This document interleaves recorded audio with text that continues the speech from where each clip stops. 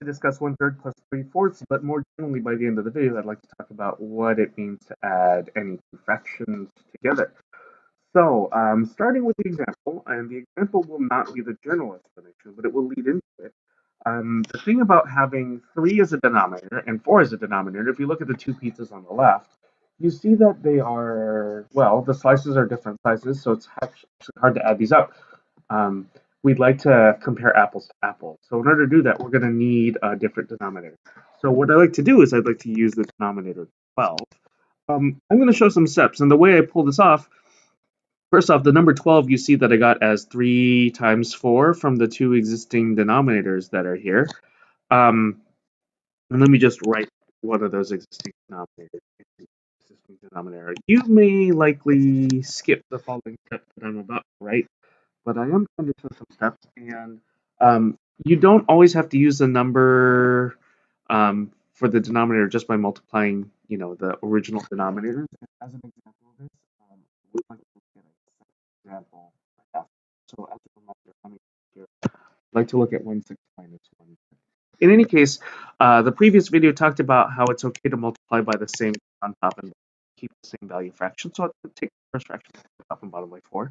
I'll take the second fraction and multiply top and bottom by 3. See, those multiplications end up helping me achieve having a 12 at the denominator.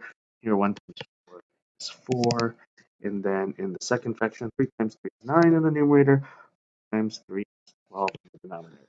So I have now pizzas with the same number of slices, and I can depict this pictorially as well. See, the first fraction right here what happened was we multiplied. So each existing slice is cut to 4 smaller pieces.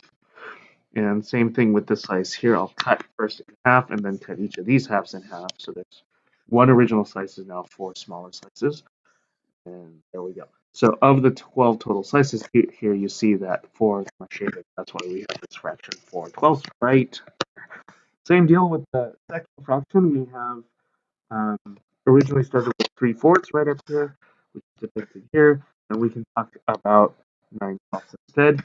But because we multiplied both the top and bottom by 3, we have to cut each slice into 3 equal pieces. So I'm sorry if this picture is not accurate, but I am trying to cut each original slice into 3 smaller pieces. There are a total of 12 slices here, and 9, 1, 2, 3, 4, 5, 6, 7, 8, 9 of them are shaded. Let's get rid of a couple of the underlines that I've made.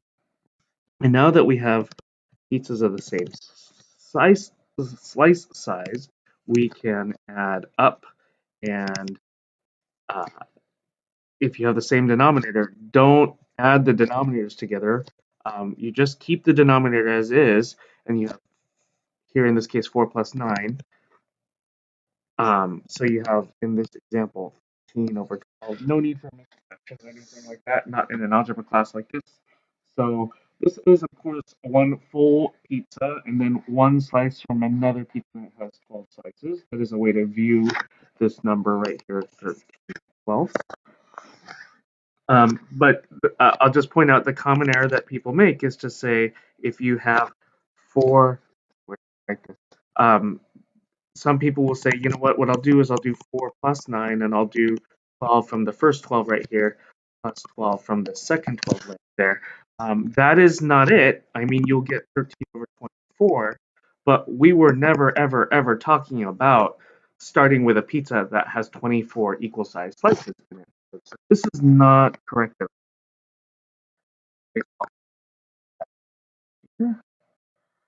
Um, And so what we are seeing from the example is that there is a general explanation for adding together fractions, and it is not what's going on in this one example. See, I could have picked a different example. You can pick different examples and make different pictures.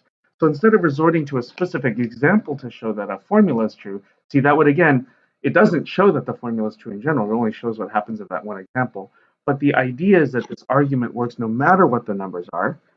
And that's the point of a truth formula. It's supposed to work no matter what numbers you plug in. And so really the general explanation shouldn't involve any of these numbers like 1, 3, 3, and 4, and so on. And instead, we should say that the reason y, the explanation that justifies why a over c plus b over c, notice you see the c in both denominators, is a plus b over c.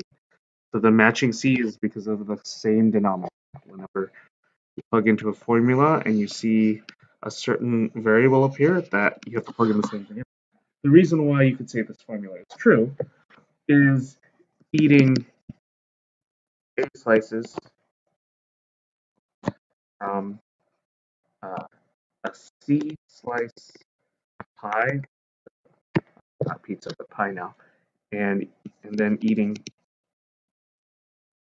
B more slices, perhaps from another C slice pie. In total is A plus B total slices, B slices from C